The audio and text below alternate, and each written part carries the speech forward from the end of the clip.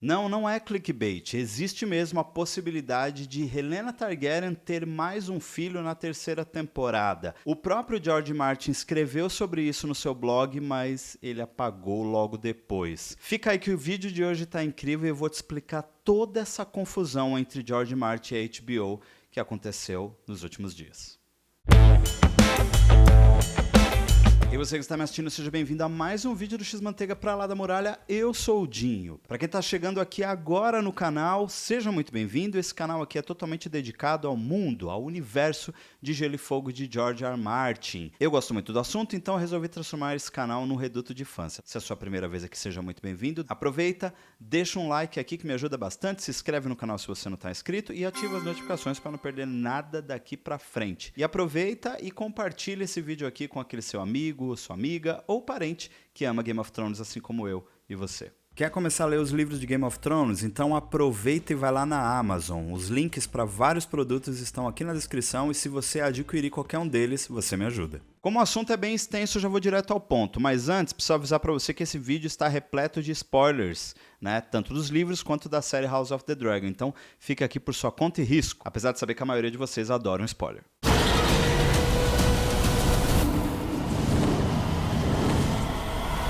Trazendo um contexto geral, você que já é inscrito no canal há um tempo e que me acompanha sabe que eu cobri a segunda temporada de House of the Dragon inteira, assim como cobri a primeira com vários vídeos, várias lives, enfim, tem muito material aqui. Mas o que mais pegou no final de temporada foi algumas decisões. Primeiro que veio à tona e eu ainda vou fazer um vídeo explicando melhor o que aconteceu. Ficamos sabendo que a HBO tinha um plano para 10 episódios para a segunda temporada, mas isso foi reduzido para 8 logo antes das filmagens. Lembrando que a segunda temporada não entrou em greve e tecnicamente ela não foi afetada como outras grandes produções de Hollywood, até porque o sindicato é diferente. Eu fiz vários vídeos explicando tudo o que aconteceu durante a greve. Mas a gente sente durante toda a temporada que ela começa bem, ela tem coisas que agradam, mas depois a temporada vai ficando um pouco confusa. Eu já comentei aqui que eu acho que tem alguns problemas de montagem, que é o que mais me pegou. E outras coisinhas também, que a gente pode conversar nos próximos 2 anos, enquanto a gente espera que a série volte. Porém, nas últimas semanas, o George R. R. Martin, que é o autor deste universo, veio a público e disse que faria no seu blog um longo texto dizendo tudo aquilo que ele não gostou na segunda temporada de House of the Dragon. Ficamos aguardando esse post e ele veio. Porém, o autor apagou logo em seguida. Eu tive acesso a todo o texto, mas por respeito ao George, né, já que ele apagou, eu não vou trazer muitos detalhes, eu também não vou colocar em tela aqui o texto, mas eu vou comentar algumas coisas que a própria imprensa já vazou sobre o que ele comentou, e eu vou esclarecer e trazer as partes mais importantes para vocês aqui, e é óbvio que eu vou comentar depois. Bom, vamos começar por essa matéria aqui do Deadline, né? O Deadline é um site bem conhecido lá fora, então por isso que eu estou usando aqui. Já está traduzido o texto, mas o que ficar confuso eu traduzo aqui na hora, tá? HBO responde à crítica de George R. R. Martin sobre as decisões criativas tomadas em House of the Dragon. Showrunner é obrigado a fazer escolhas difíceis. E aí tem esse texto atualizado, que é do dia 4 de setembro, no mesmo dia em que o George postou no blog. O blog, para quem não sabe, é o Nora Blog. Vou até entrar aqui para vocês verem. Esse aqui ó, é o blog do George R. R. Martin, em que ele escreve. Desde 2022 ele está mais ativo aqui no blog, principalmente comentando sobre House of the Dragon. Nesses últimos meses, ele fez um post bem polêmico, inclusive, falando da série. Mas isso é pauta para um outro vídeo. Mas o blog é esse. Por que esse blog é tão importante? É porque o próprio autor que escreve lá, né, tecnicamente. Então ele se tornou bem confiável, não só para os fãs, mas como para a mídia também. Inclusive eu já comentei, já fiz vários vídeos comentando textos desse blog. Voltando para o Deadline, vamos lá. A HBO divulgou uma declaração em resposta à última e agora excluída postagem do blog de George R. R. Martin sobre as decisões criativas que foram tomadas na segunda temporada de House of the Dragon. Aí essa tradução aqui tá meio estranha, porque ele diz assim, há poucos, essa é a frase a resposta da HBO, tá? Há poucos fãs maiores de George. E acho que a gente pode traduzir para não existem fãs maiores de George R. R. Martin e seu livro Fogo e Sangue do que a equipe criativa de House of the Dragon. Tanto na produção quanto na HBO, diz a declaração. Normalmente, ao adaptar um livro para a tela, em seu próprio formato e limitações, o showrunner acaba sendo obrigado a fazer escolhas difíceis sobre os personagens e histórias que o público seguirá. Acreditamos que Ryan Condal e sua equipe fizeram um trabalho extraordinário e os milhões de fãs que a série acumulou nas 2 primeiras temporadas continuarão a apreciá-la. Essa é a declaração oficial da HBO. Vamos continuar a matéria? O showrunner Ryan Condal também abordou o desafio de adaptar Fogo e Sangue para a telinha na última edição do podcast oficial de Game of Thrones. Ele chamou o livro de Marty de abre aspas, livro de história, fecha aspas, que não necessariamente vem com momentos ou personagens totalmente desenvolvidos. Como dramaturgos, acho que temos que abordar essa história, embora seja fictícia, como qualquer um faria, como uma tentativa de adaptar um capítulo da história real, disse Condal. Então temos que construir essa realidade tridimensional e essa história completa para o mundo habitar e fornecer aos personagens vidas internas, falhas e desejos que podem não necessariamente ter entrado no relato histórico. Agora, há muitas oportunidades na leitura de Fogo e Sangue para dizer, bem, houve realmente uma falha ou um desejo ou algo que não entra no registro, mas geralmente é uma imagem incompleta. Então, na verdade, muito do que fazemos, como dramaturgos e adaptadores disso, é colorir as linhas que nos são dadas, e muita dessa cor é, em última análise, nossa. Olha isso. Já vou comentar isso aqui. Para quem não sabe, Ryan Condal é o showrunner, é o cara que manda na série House of the Dragon. O George R. R. Martin, ele é produtor executivo da série. Em um outro momento eu vou fazer um vídeo falando qual é o papel real do George nesse sentido. O Ryan está dando aqui o parecer dele com relação às críticas. E ele deixa bem claro que a adaptação é adaptação e ele pegou o que tinha. Né? Tanto que nessa última frase ele fala aqui, ó. Então, na verdade, muito do que fizemos como dramaturgos e adaptadores disso é colorir as linhas que nos são dadas. E muito dessa cor é, em última análise, nossa. Ou seja, eles vão definir o que tem que ser feito. Tipo, o George deu as linhas e eles vão colorir com a cor deles. Isso está muito claro, vou ler de novo. Então, na verdade, muito do que fizemos como dramaturgos e adaptadores disso é colorir as linhas que nos são dadas. E muita dessa cor é, em última análise, nossa. Ou seja, eles têm toda a base de dados ali, o George conversou com eles, mostrou como é a história, eles pegaram o livro e tudo direitinho, mas eles que dão o ponto final. Mas claro que isso, impossível. A matéria continua.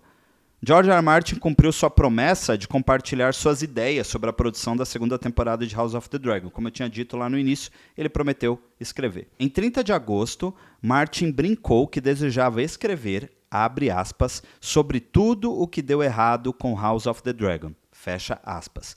O fato da pessoa já dizer isso é que ela está muito incomodada e que definitivamente ela não ficou tão feliz. A suposição natural é que ele iria opinar sobre o final, nada estelar que acabou não incluindo a tão esperada Batalha da Goela entre os pretos e os verdes. A gente achou muito que seria isso, né? Afinal, a temporada termina com o início ali de uma movimentação para essa batalha. A gente nem sabe como que vai ser a batalha, ou se vai ter batalha mesmo nos moldes do livro ou como a gente espera como leitor, né? Então, assim, tá tudo muito nebuloso, mas tudo indica que vai acontecer. Então, a gente esperava, o texto está dizendo, que a gente esperava o comentário dele sobre o final. Em vez disso, era sobre a decisão de Ryan Condal de omitir um personagem que foi essencial em Fogo e Sangue de Martin, e como isso provavelmente impactará a história daqui para frente. Condal confirmou que a série terminará após a 4ª temporada. A 4ª é a última. E aí a gente vai para o texto do George que ele apagou. Prometi a vocês mais algumas reflexões sobre sangue e queijo. Lembra do início da temporada? E Maelor. Aí tá aqui Maelor the Missing, né? Ou a ausência de Maelor, né? Depois do meu comentário sobre os 2 primeiros episódios da 2ª temporada de House of the Dragon, Um Filho por um Filho e Rhaenyra a Cruel. Esses são os 2 primeiros episódios da 2ª temporada. Ele escreveu em seu blog: esses foram episódios fantásticos, bem escritos, bem dirigidos, atuados poderosamente. Uma ótima maneira de começar a nova temporada. Fãs e críticos pareciam concordar. Houve apenas um aspecto dos episódios que atraiu críticas significativas: o tratamento de sangue e queijo e a morte do príncipe Jaehaerys. Pelo comentário que vi online, a opinião está dividida. Os leitores de Fogo e Sangue acham a sequência decepcionante. Uma decepção. Eu, inclusive. Diluída em relação aos que esperavam. Os espectadores que não leram o livro não tiveram esse problema. A maioria deles achou a sequência um verdadeiro soco no estômago, trágica, horripilante, um pesadelo, etc. Alguns relataram terem sido reduzidos a lágrimas. Eu me vi concordando com os dois lados. Até aí tudo bem, é óbvio, né? Eu comentei isso também na minha primeira análise, que o episódio é muito bom, mas Sangue e Queijo é completamente decepcionante. E a própria reação da Rhaena Targaryen não é legal. Eu não gostei de como foi dirigido. Ele então continua apontando as diferenças entre o livro e a série.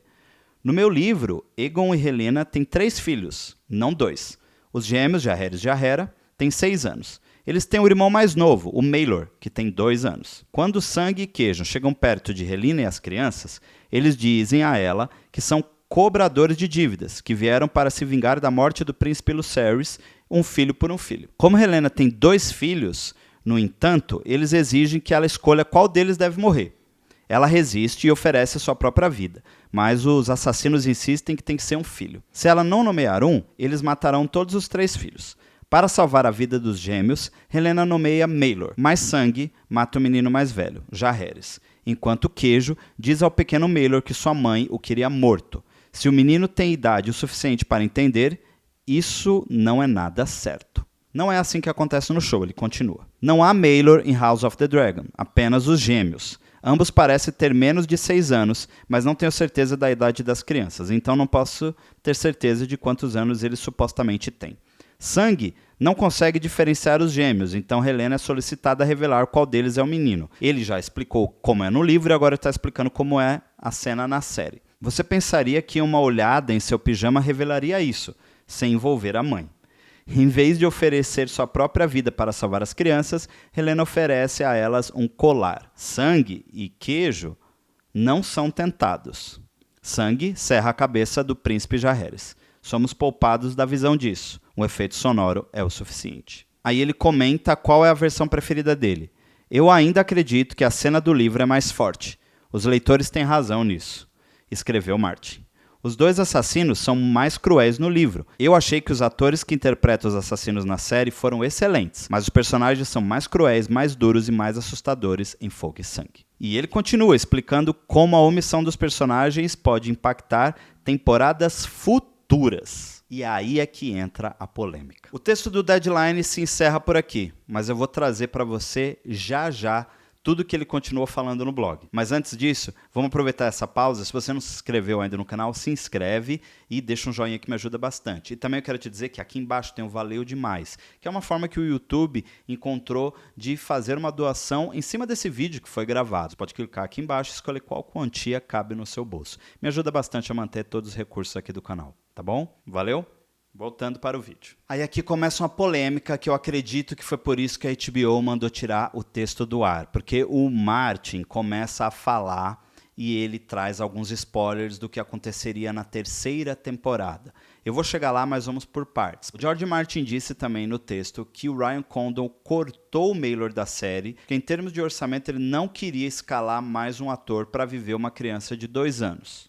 O George concordou e não concordou, né, porque ele acha que o Maelor é muito importante. E aí o Ryan prometeu que na 3ª temporada a Rhaena daria à luz a mais um filho. Sangue e Queijo não aconteceu como aconteceu no livro, mas o futuro do Maelor talvez estivesse garantido de outra forma. E você já vai entender por quê. O George disse que essa foi uma promessa, mas as coisas mudaram. E provavelmente tem a ver com as decisões da HBO de tirar os 2 últimos episódios. O George diz que a partir daí as coisas mudaram de vez. Primeiro que eles cortariam definitivamente o Maelor da série. A Rhaena não teria o filho. E aí você observa que aquela fic que o pessoal tinha, né, da Rhaena ter algo com o seu outro irmão, o Aemond, talvez se tornasse verdade dentro disso que o Ryan prometeu. Porque eu não vejo a Rhaena tendo mais um filho com Aegon II. Então olha aí, essa ideia foi completamente cortada da série. O George cita também que isso é um efeito borboleta. Tirar o Maelor gerou um efeito borboleta, que para quem não sabe o que é um efeito borboleta, é uma teoria do caos que mostra que uma mudança pequena pode trazer uma mudança significativa lá na frente. E é isso que ele começa a explicar no blog durante uma boa parte do texto. Só para vocês terem noção, nos livros, o que acontece com Maelor? A Alicent fica muito preocupada com a segurança das crianças, tanto da Jaehaera quanto do Maelor. Aí ela pede para 2 cavaleiros da guarda real. Primeiro ela pede para o cavaleiro Willis Fel levar a Jarrera até Ponta Tempestade. Ele consegue e deixa a criança lá em segurança. Já o Maelor, quem vai levar ele para fora da capital é o Sir Rickard Thorne. Sir Rickard Thorne, para quem não sabe, apareceu na segunda temporada. Ele é aquele guarda que vai com a Alicent para fora da Red Keep, né, quando ela vai passar um dia lá no mato. Esse é o cara. Quando o Sir Rickard chega em Ponte Amarga, ele é surpreendido por uma multidão. Só que a Rhaenyra do livro botou uma recompensa para quem encontrasse os filhos do Aegon. E aí encontram o Sir Rickard e o Maelor lá, descobrem que ele é da Guarda Real, e aí o menino é despedaçado por uma multidão. Obviamente, Sir Rickard também morre, e esse é um momento muito importante dentro de Fogo e Sangue, que o George considera extremamente importante. Não só pela cena em si, que é muito cruel, mas o peso que isso daria na trama. Ele comenta que a cena em Ponte Amarga teria muita tensão, suspense e muita ação. Um pouco de heroísmo e muita tragédia. Para quem ainda está achando que não é importante, que isso não teria um impacto, agora eu vou trazer um impacto. 2, na verdade. Primeiro que por conta da morte do Maelor, quando a notícia chega para a Helena, ela acaba tirando a própria vida. E aí o George traz mais um spoiler, dizendo que na 3ª temporada a Helena tirará a própria vida. Agora a gente não sabe porquê e não sabe como isso vai ser construído, porque o Maelor não existe. Só que ele diz também que aparentemente ela não tira a própria vida por um motivo, sabe, tão grande quanto esse. Olha, de verdade, isso, se for feito mesmo na 3ª temporada, se eles não mudarem, se for feito desse jeito, vai ser bem, bem ruim. Fiquei preocupado quando eu li isso. Mas até aí tudo bem. A gente sabe que a Helena, né, quem é leitor do livro, sabe que está muito diferente na série o papel dela. Pode ser até que como eles deram destaque para ela, principalmente nesse último episódio, ali na visão do Daemon e tudo, pode ser que realmente a personagem seja mudada completamente nas próximas temporadas. E nem tenha a morte dela, mas enfim.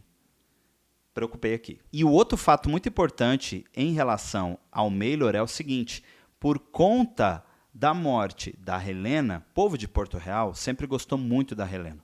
Ela era muito querida por todos. Quando ela morre, o povo fica muito triste. E aí começa a rolar um boato de que ela não tirou a própria vida, e sim de que a Rhaenyra mandou assassinar ela. Isso causa uma revolta tão grande no povo que seria um dos principais motivos para o assalto ao Fosso dos Dragões, que é uma das cenas mais tristes de tudo que envolve Game of Thrones e também muito crucial e importante para o futuro da Casa Targaryen. Obviamente eu vou falar disso aqui em outro momento também, né? Como eu disse, temos muito assunto pela frente. E aqui eu vou traduzir por cima, assim, o George finalizando essa parte que ele fala do Maelor. Nada disso é essencial, acho eu, mas tudo isso serve para um fim. Tudo ajuda a amarrar as tramas de histórias, de forma que uma coisa se segue à outra de uma maneira lógica e convincente.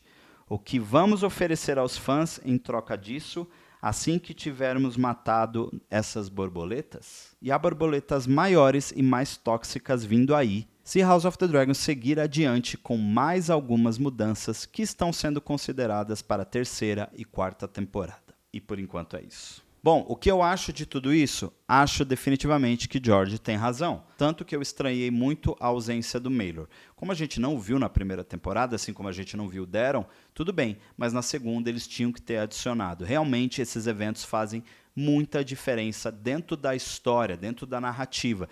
E é genial perceber como o George, com um personagem que tecnicamente não é tão essencial, é um personagem C e D, tem um papel significativo em 2 coisas muito importantes dentro da narrativa. Isso só prova o quanto o George é um excelente escritor e sabe o que está fazendo quando ele constrói uma narrativa. Mais uma vez, a HBO fica aí como a vilã do negócio. E parece que eles não aprenderam com o que os D&D fizeram lá em Game of Thrones. Eu sei que o vídeo ficou um pouco longo, mas eu precisava trazer todos esses detalhes para vocês, para você entender melhor o que aconteceu aí nestas últimas semanas. Não esquece que tem vídeos semanais aqui, eu continuo falando de Game of Thrones durante todo o ano, então pode ver aqui que vai sempre ter vídeo para você. Agora me diz, o que você achou de tudo isso? Deixa aqui nos comentários que eu quero muito saber a sua opinião. Se você gostou desse vídeo, deixa o seu joinha. Se não está inscrito no canal ainda, se inscreva e ativa as notificações para não perder nada daqui para frente. Ah, e não esquece de me seguir nas redes sociais que eu falo tudo lá primeiro. Muito obrigado por assistir este vídeo até aqui e até a próxima.